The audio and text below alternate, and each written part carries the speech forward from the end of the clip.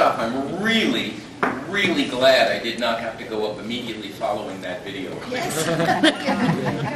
It's a little emotional at our table. I'm not sure how everybody else is feeling. Really happy to be here. Thank you so much for all the effort. It's not lost, and I'll speak for the employees as well.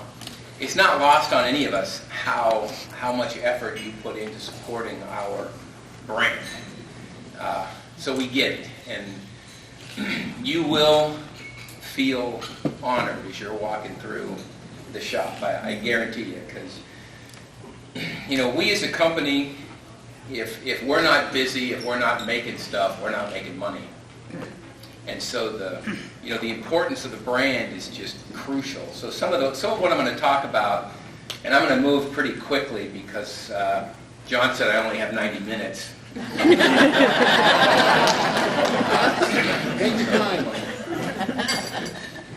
A lot of these pictures you guys have already seen, but this is a presentation. I've changed it just a little bit, but this is a presentation that I gave at our sales meeting last November.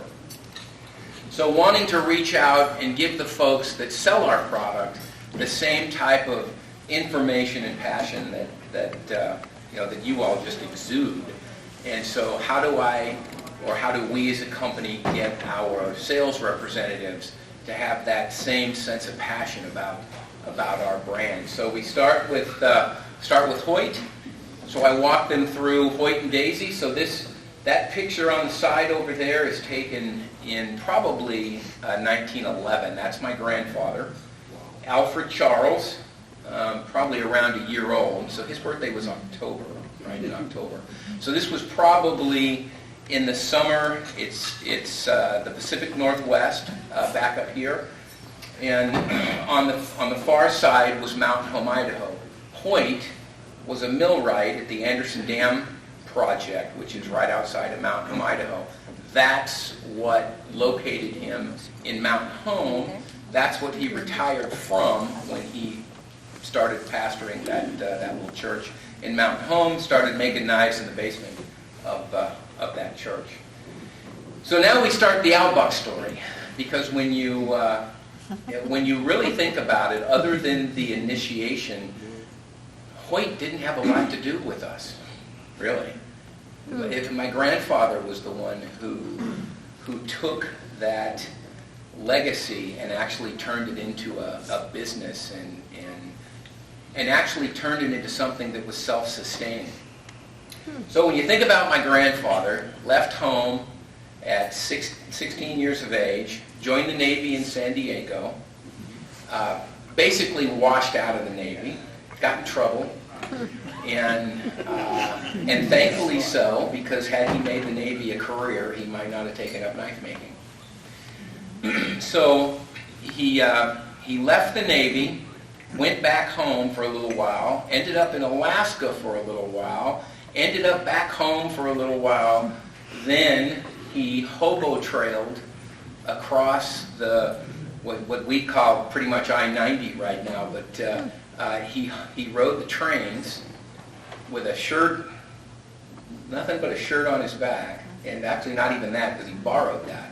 Wow. He was joining a seminary school in Chicago. He left with his brother George, who bailed on him right around Coeur d'Alene, I think, and went back home again. So it's just interesting to think that my grandfather, this would have been in the early, mid-20s-ish time frame, was walking right through this very area on his way to Chicago to attend this seminary school, only to find out that when he got there, it had closed down. So there he was, with a borrowed shirt, no money, no prospects, nothing. Only he had Navy experience from being in the Navy in San Diego. So the Coast Guard, they were going into Prohibition time frame, was enlisting people into the Coast Guard so that they could control the flow of Canadian spirits in the South. So Canada was the best place in the world. When I did some research for this, there were so many of these cartoons from back in that time frame. So that cartoon is actually a 1920s, early 30s vintage cartoon. And there was a whole bunch of them. And they were all talking about all these really grumpy people in the South moving up north and then just arm in arm with a beer stein coming back home again. So it was kind of funny. But when you think about my grandfather in the 30s, so he got out of the Coast Guard. One of his final duties in the Coast Guard was meeting my grandmother. So he was stationed in Manhattan, in New York Harbor. His ship was there. For like 6 weeks, his ship had been stationed there. In that time frame, he met and married my grandmother and got them started on their family. So my grandmother, 4 months later, is taking a bus across country, pregnant with my great Aunt Ruthie. No. That's right. My Aunt Ruthie. Yeah, your aunt. Not my great aunt. Yeah. Yeah. Too many generations. I'm confused. But so when you see that in the so she drove across country, pregnant with Ruthie. My grandfather. And this will give you an insight into my grandmother. As she's traveling across country, she became friends with the people she was traveling with. So when she got to Los Angeles, instead of continuing on the bus home, where her husband was waiting for her, she decided to spend a day or two with these friends that she met on the bus. With no cell phones, no text messages, no way of letting my grandfather frantically know why his wife didn't get off the bus like she was supposed to. So 2 days later, he got her. So that bottom corner, that's Ruthie, Frank, Janice, and Chuck. So that's my dad on the far. Right. So then there's another little older picture up in the corner. But my grandfather was a bus driver. So when my great-grandfather comes down to San Diego, his son is a bus driver raising 4 kids. So now I want to talk about there are certain miracles that took place in my grandfather's life that had they not happened, buck knives wouldn't exist. Or if it did, somebody else would be up here sharing their story than me. But the 3 big miracles that my grandfather would talk about, one of them was as a child, so probably 3 years old, 4 years old, About 3. Scarlet fever. So he had a super high temperature, and the doctor said he wasn't going to make it. So his mother and some friends hit the knees, sent up the prayers, and it was later that evening, he come bebopping out, doing just fine. His fever had broken, and he was playing like a normal kid. So that was one miracle, because this gives you a little insight of my grandfather and how much these miracles and faith in God was drilled into him, and so it just became part of the DNA of our business. His submarine story, this was when he was a youngster, and what's that? In the Navy, yeah. So this was when he was not the Coast Guard, but he was in the Navy. And submarine technology wasn't very advanced, which was the reason they paid hazard pay, which was the reason he got into submarines, because he wanted the extra money. And his submarine got stuck in the mud.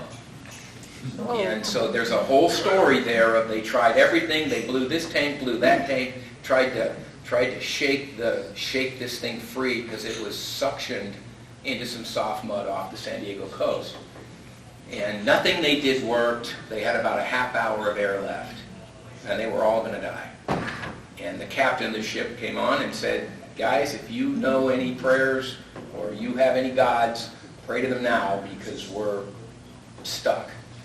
And so they had a prayer, and he said it was just immediately, there was kind of a shake, and the submarine broke loose, and they were able to go to the surface and redo their air.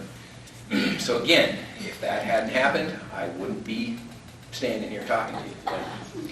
And the last one, and the one I think is the one that means the most to me, is he was doing an evening job, so he'd drive the bus during the day, and at night he would work in the Cudahy meatpacking plant, which was in San Diego. And there was a big worm gear, like a meat grinder. And so what he would do is he'd flick the switch and just get this thing turning. And then as it would turn, he'd clean the meat out of it. He'd flick the meat off of these gears. And he never did say how it happened, but he got his hand caught in this worm gear. And it basically almost severed these 3 fingers. So he had that. These 3 were just hanging by tissue. The knuckles had all been severed. They were useless. And this was in the early 40s, so there were all the penicillin was off being used for wartime efforts. So they had sulfur drugs was all they had. So you can imagine, there's this mangled, crushed hand, knuckles, bone, foreign material from the meat grinder, just an infection waiting to happen. And the doctor said he says, this is going to be a simple surgery. I'm going to take this off. It'll, you'll be done. We'll have you sewed up in no time. You'll be fine.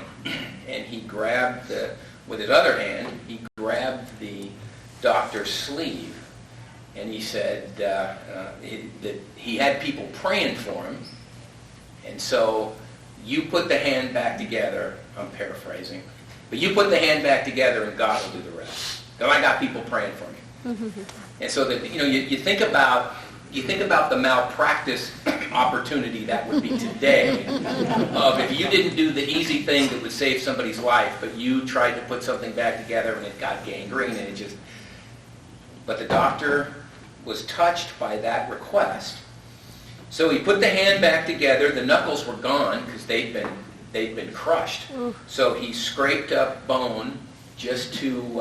I wait till after dinner because before dinner. But he scraped up bone and remade just knuckles so that it would look like knuckles, but they weren't going to function because it was just a pile of bone. It was going to calcify and get hard. And so they did all that work. They gave him the sulfur drugs. We're just going to watch an infection and see what happens. And we're probably going to end up going in and undoing it, but hopefully it all works out for the best. And when they finally took the bandages off, like 10 days later, my grandfather was, now those 3 fingers moved together, but he was able to make a fist, which is what you needed to be able to do in order to make knives. Wow. So if he lost his hand, he probably wouldn't have started making knives. So those 3 miracles are really important. There's the lean-to. That's my dad's car, and that's his cousin Emerald, who passed away 5 years ago probably, but lived up here in Post Falls. So that's my dad's cousin Emerald taking a picture of him taking a picture of Emerald. But it's the only known photograph we've ever found of the lean-to that when Hoyt came down to San Diego, that is my grandfather's garage, and that's the lean-to. That's the very first buck knives factory in San Diego. So that's 1272 Moreno Boulevard, right there. So Hoyt passed away in 49. It's hard to think that the 2 of them, H. Buck and Son, the 2 of them only made knives together for a couple years. It was really quick. So my grandfather went from driving a bus to making knives for 2 years, to losing his mom and dad, to deciding to continue making knives. So somewhere in that 2-year time frame, my grandfather he bought into this legacy that was nothing. And it kind of reminds me of Vern and the Collectors Club. he had that, he bought into that vision. So you think about the 50s, and it was Al, his brother-in-law, Chuck Shafter, then my dad, Chuck, and my Uncle Frank. So basically the four of them making knives in the fall, sharpening lawnmowers, and tuning lawnmowers, and sharpening and setting saws. So they would just this little business. So that was after the lean-to got torn down. I have another picture that I think is a little better. So this gives you a little, there's the Buck Knife Company, and that truck was what my dad picked up my mom for her first date. Yes, it said and on the side of it, it said free pickup and delivery. Yeah, I know. You can barely see it, but it says free pickup, and you can barely see the free pickup right there. That's my Uncle Frank, strapping young man, and they had just pounded down one Buck Knife Company, and we're about to build another one. Wow.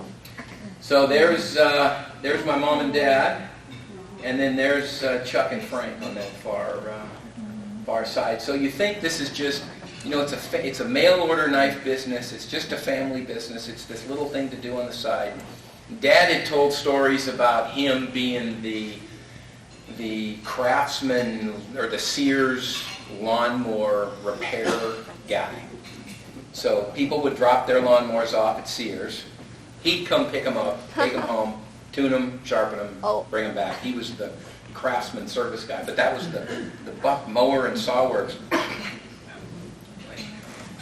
And I think it's just, so that picture is in the early 50s, but you know that my grandfather never had any idea how big and how well known this company was going to be.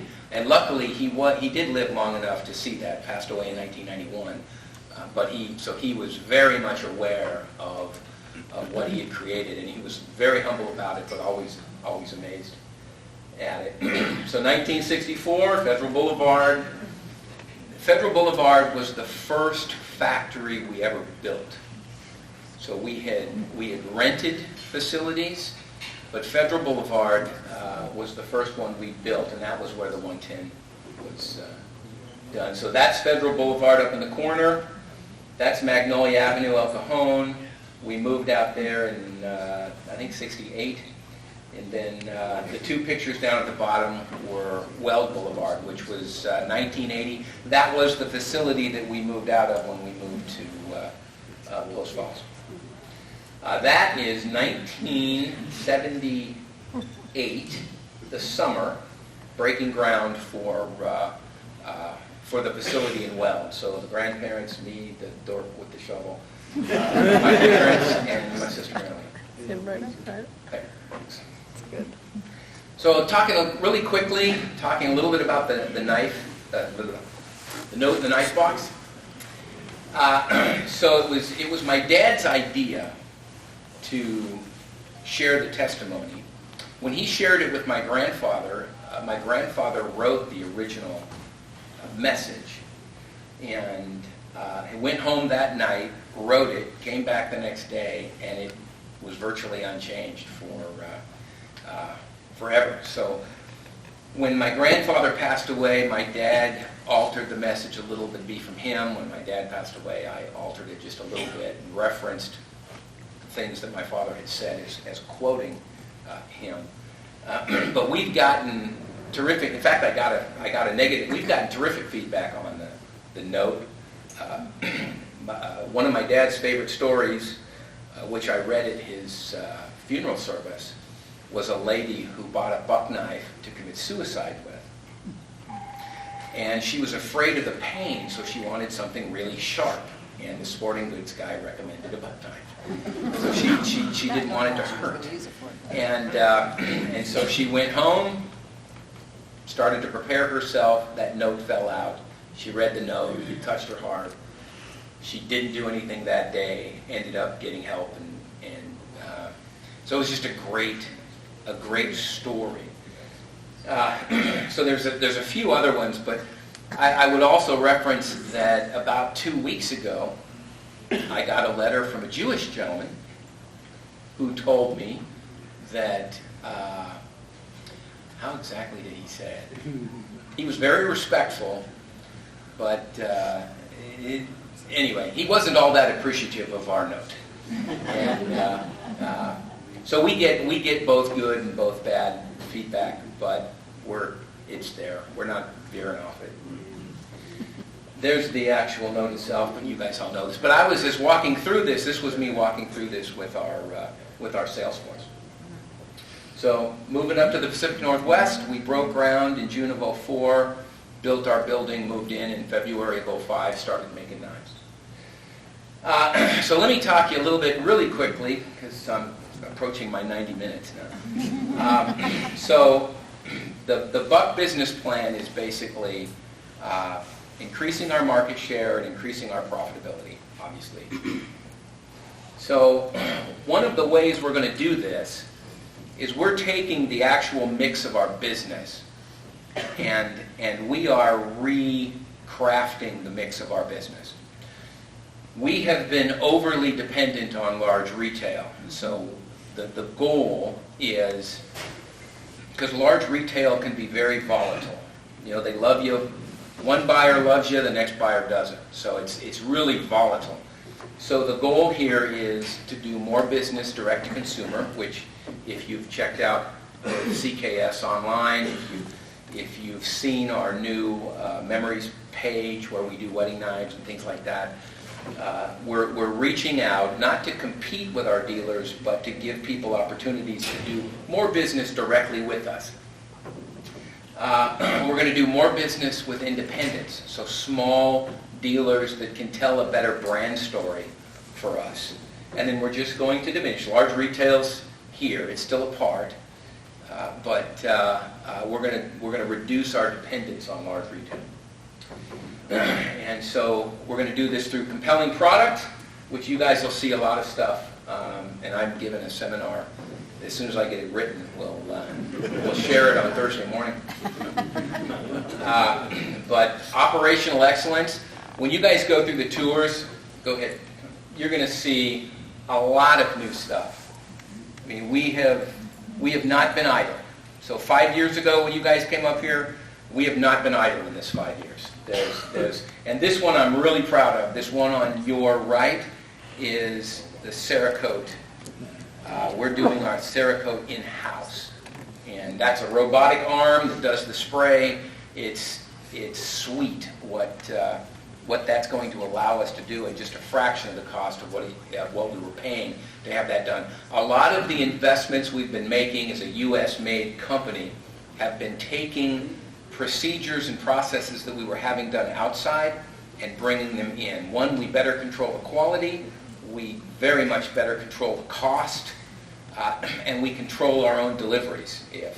We're rarely back-ordered on something waiting for ourselves. So it's just a huge amount of service that we can provide. And being a USA-made knife company, we don't win the price battle very often. We have to win in other ways. And so bringing these processes internally is a big part of that. People. I mean, you've met. Our people are here. They speak for themselves. We have awesome people. That's Joe Piedmont on the Dunk booth. That's our COO. Humiliating himself for profit.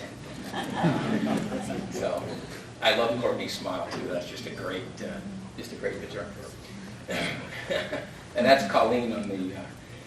Anyway, that was fun to watch. And go after the jousting.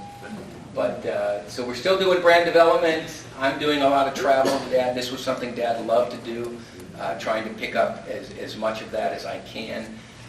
The evangelical side of it is not my thing, but that was Dad's thing.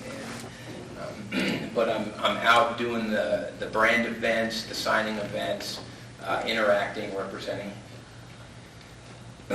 We talk about brand value. Tony's here, but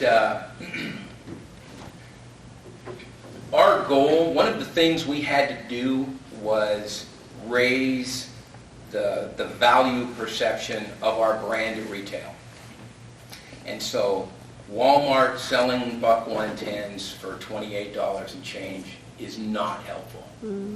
Okay, so how do we get a hold of that? How do we control that? And the MAP program is a minimum advertised price. So we're not dictating to anybody what they can sell Buck knives for, but we are telling them, if you advertise our products below what we're saying they're worth, we will not sell you any more product. Okay? That's the only teeth you have in MAP, is the ability to not allow someone to get your product. So in order for us to do that, that's where the managed distribution comes in. We went from 78 distributors down to 3. So we cut off about $3.5 million worth of business, eliminating all those distributors so that the 3 that are left, 1, were really important to them. So they better not mess with us. They better not mess with this deal. And so far it's working really, really well. We've done a lot more care in discounts and allowances. You know, I will tell you that last fall we gave Walmart a $4 price increase on the 110. There was some pucker factor there. You know, that was a big deal. And they didn't throw out the 110, but we were prepared for them to do that. These are the types of decisions that we're making, and I ended that with that little discipline line is you know, kudos to our Chief Operating Officer, Joe Piedmont, our new CFO, Trent Malone, just very solid, disciplined, conscientious people, and really driving us to stay on this path. When you talk about value proposition, you know, there's a lot of reasons to trust in the Buck brand. That family legacy, I mean, it's meaningful. It has meaning to people. The experience of being in business for 100 years, manufacturing, the processes and designs that we do, the care that we take, I mean, all of these things are self-evident reasons to trust in our brand. And that's what we live and die on. People with the ability to trust our brand. We're doing a lot of conservation stuff. More conservation stuff. Knife advocacy. This is, I love doing this. Like we have accomplished so much when it comes to knife regulations. We've eliminated the automatic statutes in so many states. I think we're up to 39 states now where automatic knives are legal.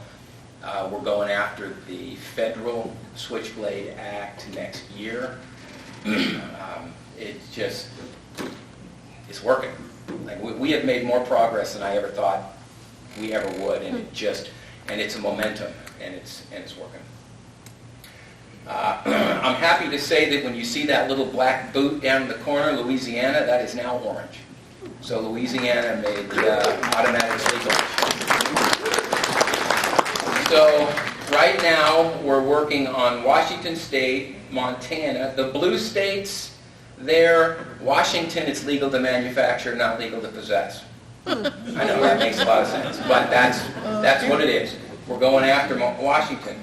California's just weird. But Montana, automatic knives are legal in Montana as long as the blade is less than 1.5 inches. So there's your rugged mountain man, Montana. There. So we're going after Montana, Washington, Montana, New Mexico, and Wisconsin. North Dakota. Not going after North Dakota yet. Not sure why. I don't remember why. But there's some reason. Yeah, it's gold. Hey, like that. The next one's about preemption, so we can go past it. Keep going. So the ACTI website. Again, this was for the reps, and that was that was my presentation, so thank you very much.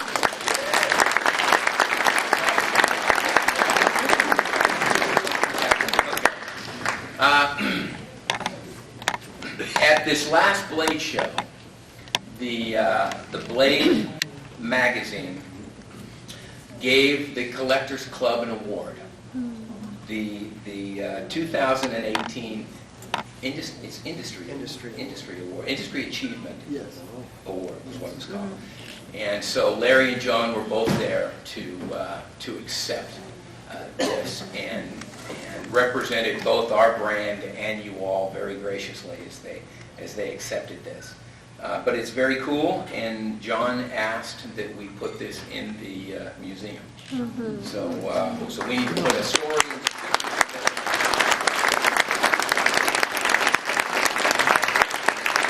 Yeah, that's my second one that I forgot about. So much pressure. There's just so much pressure. You know, to follow Senator Forsman, because he's just so natural. There's a raffle that you guys are holding all a week long. It'll be decided on Thursday. And the proceeds of this raffle go to the Kootenai County Police and Firefighters Memorial Fund. So I'm a board member on that.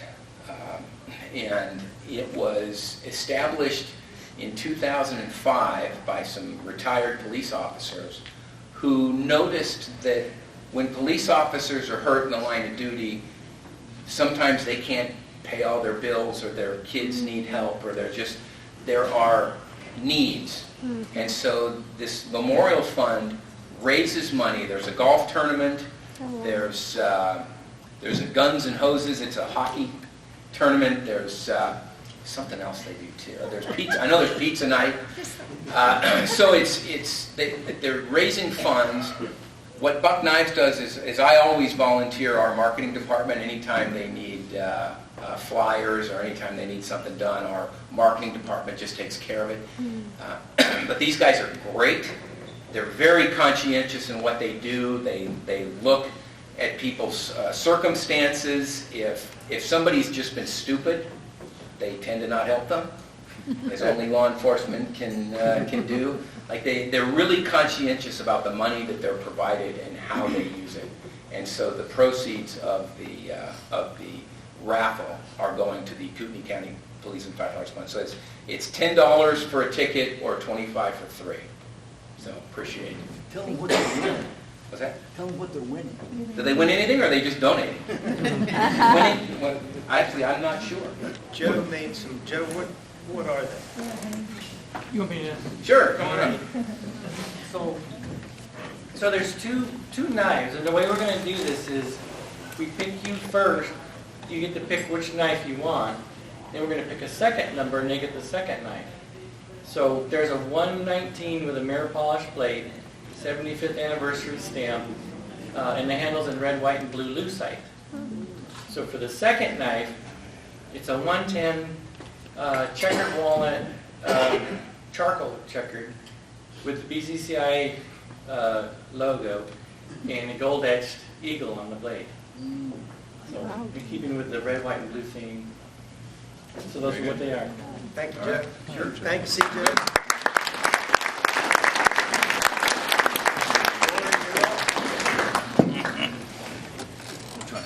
Yeah, just drag me Saving the best for last. Come back.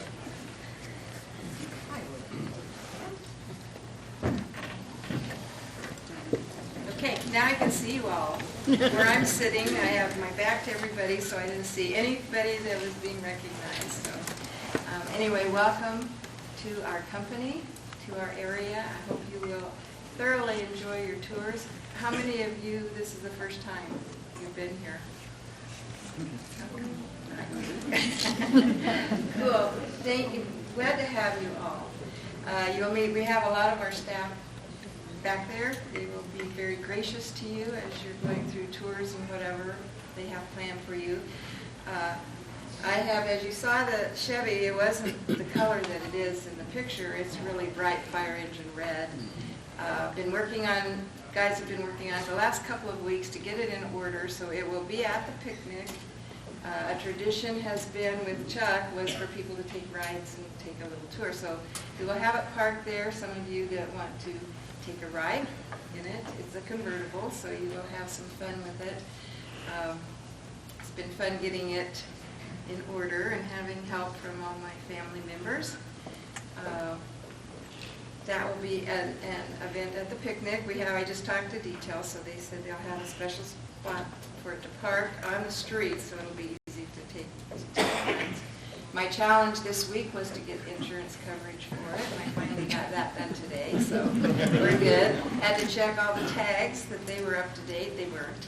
So I've got all those now stationary on the car, so it's ready to go. Have a fun picnic. Always we had the picnic at our house. This started, I'm thinking, and you guys can tell me, was 2003? Was that the first time at our house? Prior to that, the BCCI meetings were done at our plant in El Cajon. And so then we started the tradition at our house, which was fun down there. Up here, we have, Chuck had created a park area. And so the last picnic that we were to have, on the 25th, we had an influx of bull-faced hornets that were just absolutely horrible.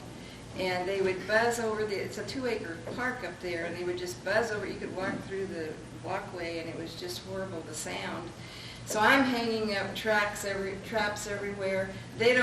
Hornets don't like yellow jacket traps. They don't like the sweet. They like rotten meat is what they really like to eat.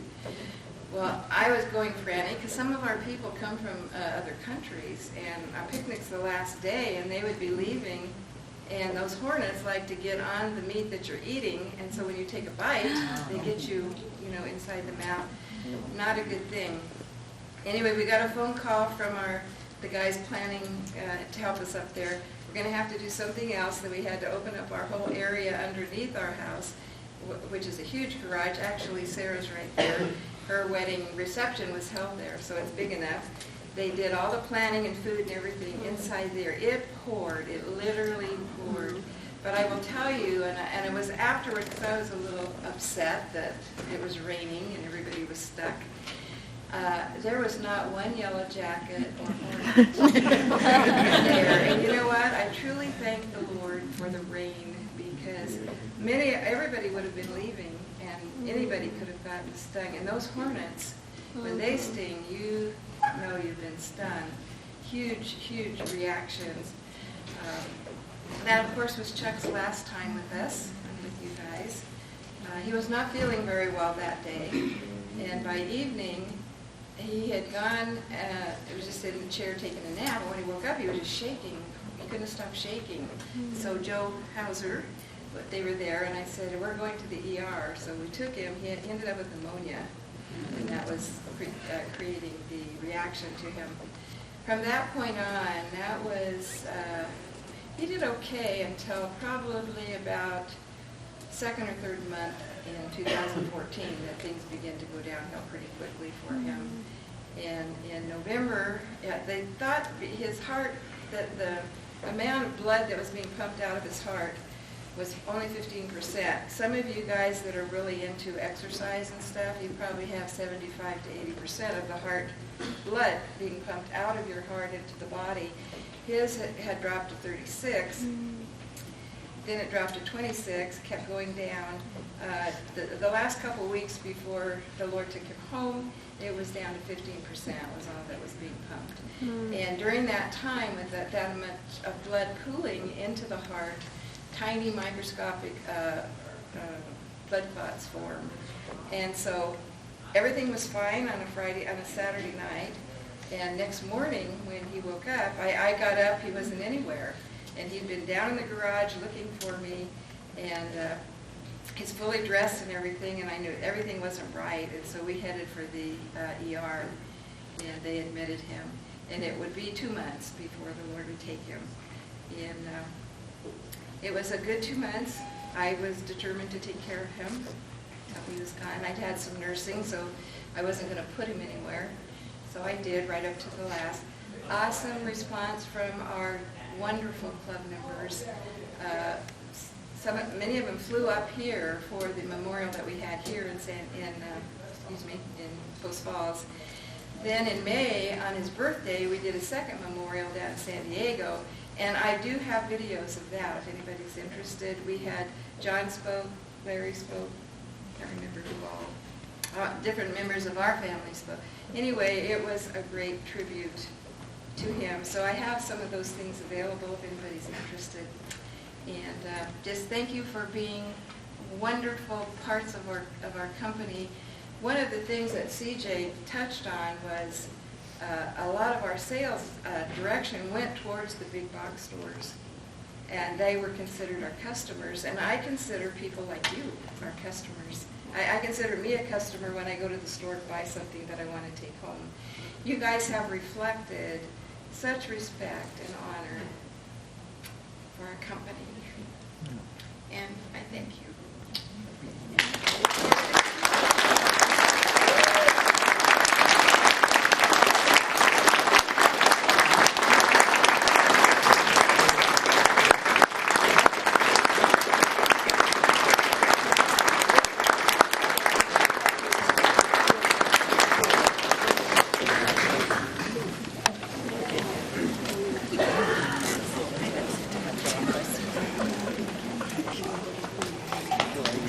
Did we do this in the wrong order for you, Mark? I'm squirming a little. All right, folks. We got a lot of neat knives out on the tables. We've got old annual knives that are selling pretty well from what I've heard. So you want to grab them while you still can.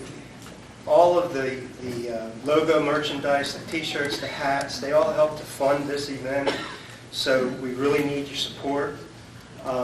Let's see, what else we have. Oh, there's going to be custom knife raffles. Members displays in the Willow Room, which is right across the hallway from the entrance door here. You go down the hallway, and on the right-hand side.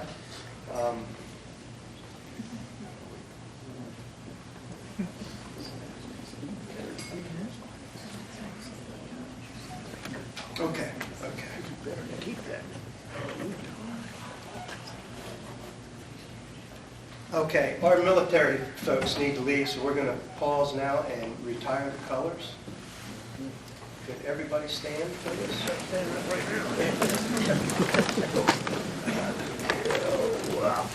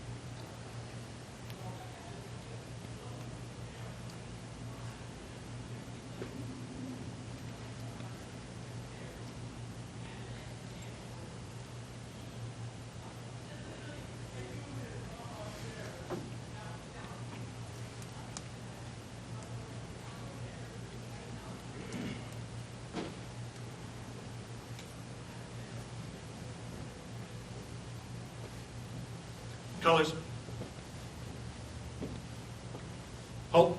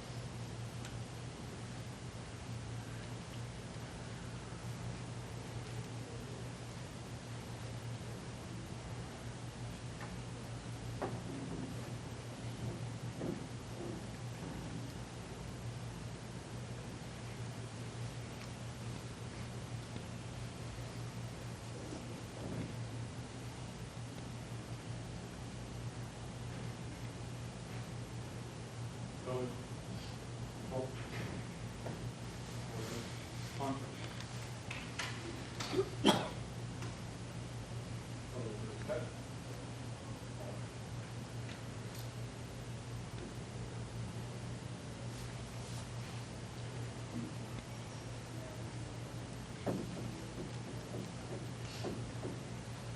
may be seated.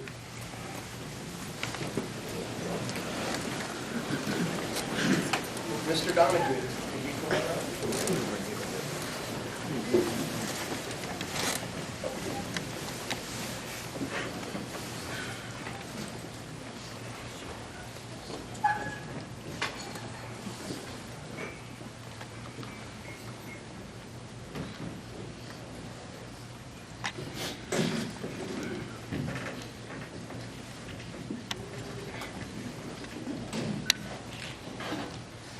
Good evening, ladies and gentlemen.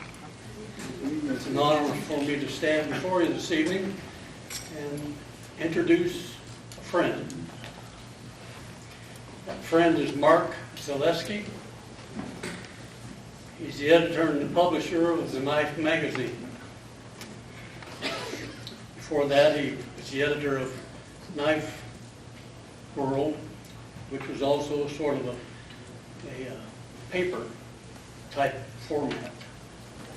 He has a rich history. Your information that you were given as you registered has this short bio in there. And I will not read that to you, but I think you will find it very interesting with what he's done with his life in providing quality publications, timely articles, and he's a master.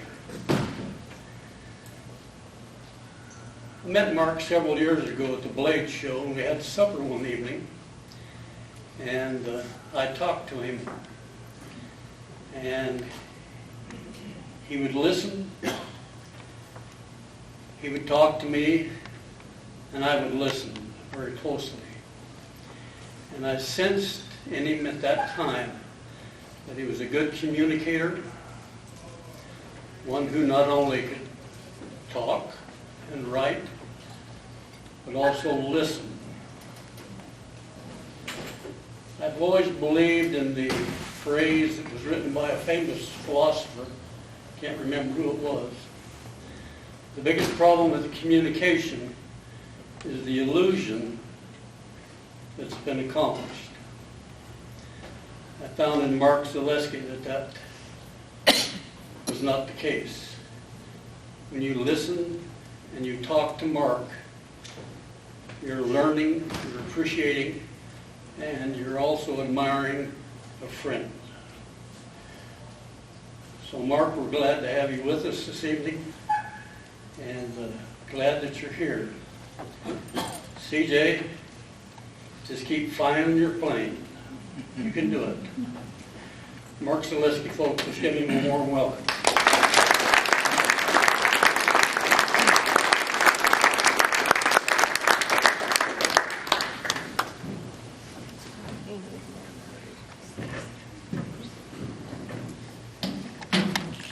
Well, after all of this, I'm not sure how I'm going to follow this up. He's built me up a little bit too much, and then I had, that was after following cutlery royalty here, so. See if this is going to come up.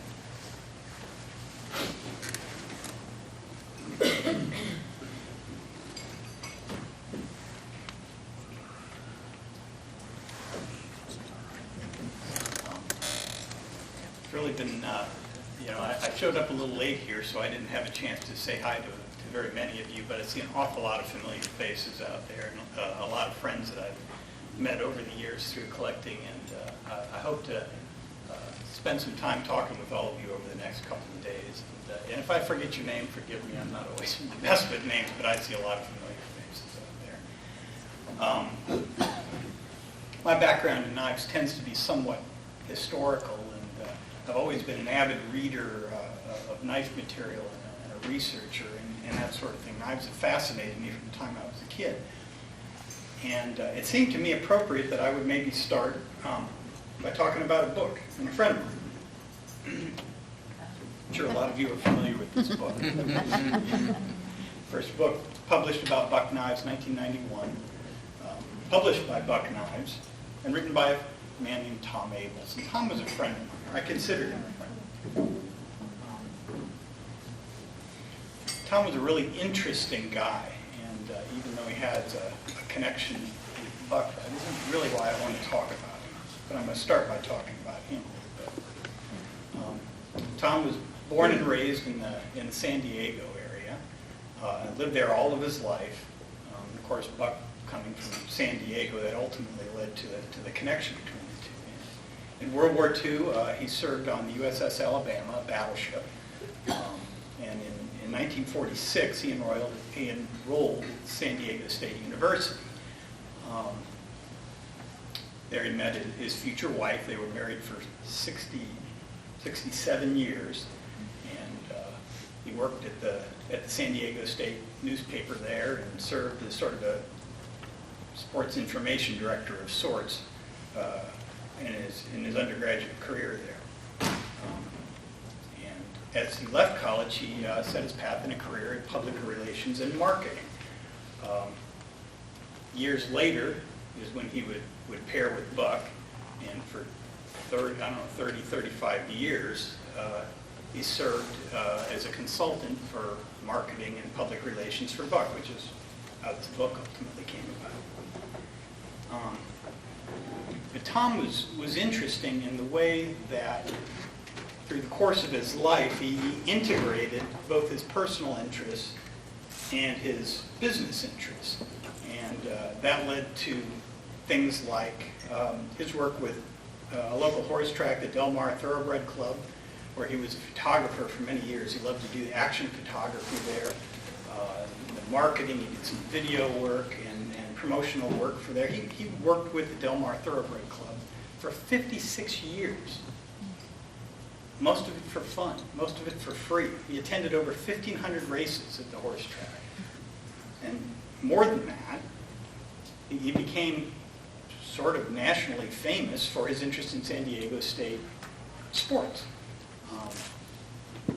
He attended his first football game there about a month after his discharge from the Navy in 1946. And when Tom died last fall, he was 91 years old and had attended 788 San Diego State football games. Now, if you think about football games, they have, 12 or 13 years, something like that.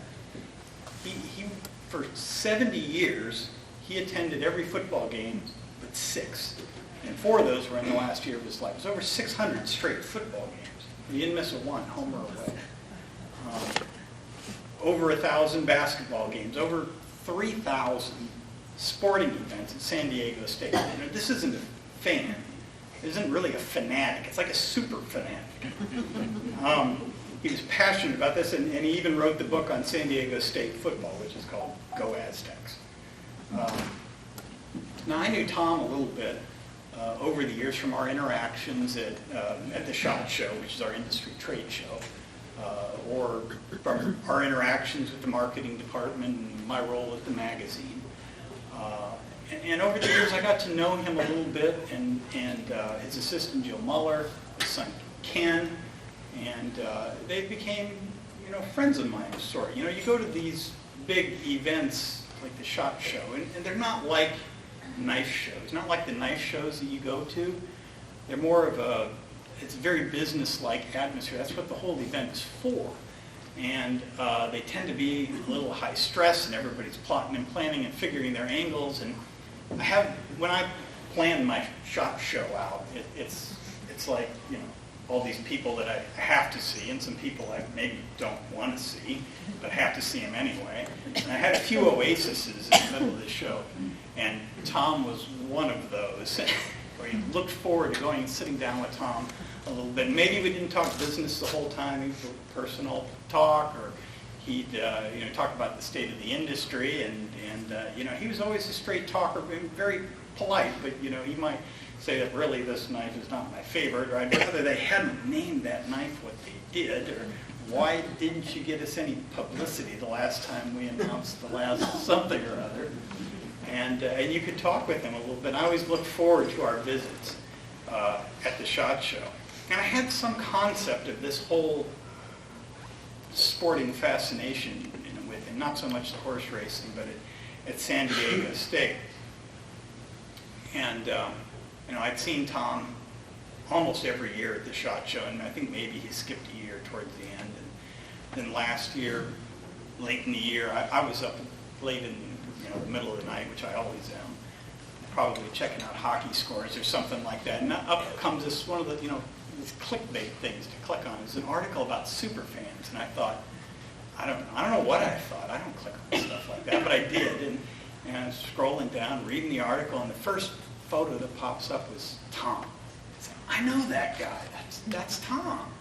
And I'm reading all about it in this 788 games, over 70 years, and one of the most awesome, football fans in the entire world. And Tom passed away last month, and there won't be any more games. And I thought, another one gone, another friend gone. We all, all of us who've been in this collecting thing. I mean, let's face it, there's a lot of old men in collecting. You watch them go one after another, and it hurts. But I thought, 91 years is a pretty remarkable life, and to think that, here he's being written about as, one of the greatest football fans ever. That's kind of a cool mark to leave on the world. And Tom was a guy who really followed his passion, and he really did so in every way in his life. After I read the initial story, I went and I started reading more stories. I dug a little further and wanted to read more about Tom and his involvement with the racetrack and all the different ways that he affected the university and what I could find about his military career. And you could see that overriding theme that everything he was passionate about, he really followed with a passion. He kind of put his all into it. And you can say, well, it's just a football game, but he loved those football games, and he was so dedicated to going to them that he put his all into it for 70 years.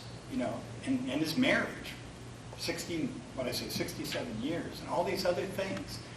And that was kind of Tom.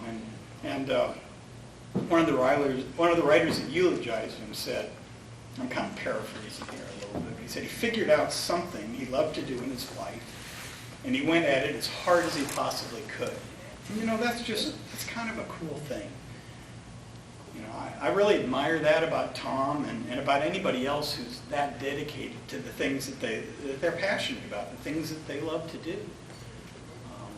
We're only on this planet for a short amount of time, really, and it seems to me that getting the most out of this time that we're blessed with is about spending time with the people that you care about, and about spending time pursuing the things that make you happy, the things that you really love to do, whether that's attending football games or collecting knives or I don't know, knitting, anything. If you're passionate about it and you enjoy it, make time for it. Don't just let those hours slip away. I was telling a friend about this a little bit earlier today. I said, what are you going to say about this guy? He said, well, he's sort of an inspiration in the way that he pursued the things that he did. And right away he quotes some guy I never heard of before, Joseph Campbell. He says, follow your bliss. And I said, that's it. That's it. Follow your bliss in a nutshell. Well, back to Buck. The club here is, I don't know how many of you all are members of other clubs or have been part of other organizations out there. There are a lot of knife clubs around this country, or whatever they call themselves, organizations, custom knives, historical knives, and any kind of knives, local or regional or whatever. And there's no organization like the Buck Collectors Club. I'm not an active member of it, but I get all the newsletters and I see it, and the members of the organization, board members, have been my friends for decades now. And it, Come see me, Mark, and I'll sign you up. Good one. But you don't have to really be an active member of this organization. I have no time to give this organization. But from afar, you can look and see the newsletter and how professional it is, and all the good content, and the people who dedicate so much time to studying the knives and then sharing the information with everyone. You know, and this symbiotic relationship with the factory, that really, you know, it doesn't slide one way or the other like some other organizations have done. And, you know, it really is a good balance, you know, where the Buck Knives supports the Buck Collectors Club. You know, this sharing and encouragement really with the displays that, you know, the Buck Club has really become famous for. Setting up at all these shows across the country, from Atlanta to Shenandoah Valley to Michigan to Ohio and Oregon, and I don't know where all I've seen you guys, everywhere, Knoxville even once, I think. You know, up to a bigger event such as this one, where we don't even have a show. Everybody's just here to visit and share information, and share friendships, renew old friendships, and start new ones. And that's what makes the Buck Club unique. You know, there's some wonderful organizations out there, but none of them bring all these other elements together like the Buck Collectors Club. And, you know, the reason for that is directly where I'm going, is this club has always been driven by super fans, if you will. You know, really passionate people who are willing to put that kind of effort into making this club work. It doesn't just happen. And you know, you all are sort of the equivalent of Tom, the super fan of football. He wasn't a big knife collector.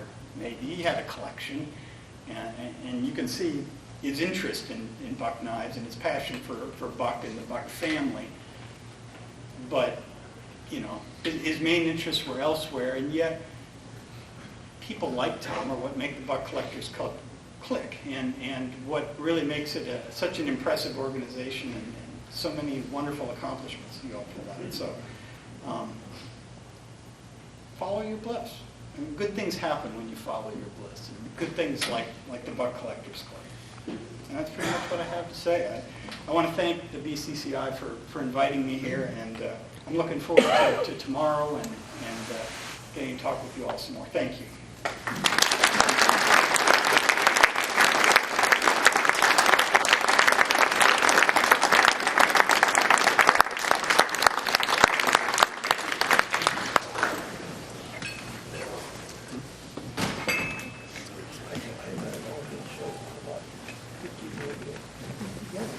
All right, can I get those youths, Connor and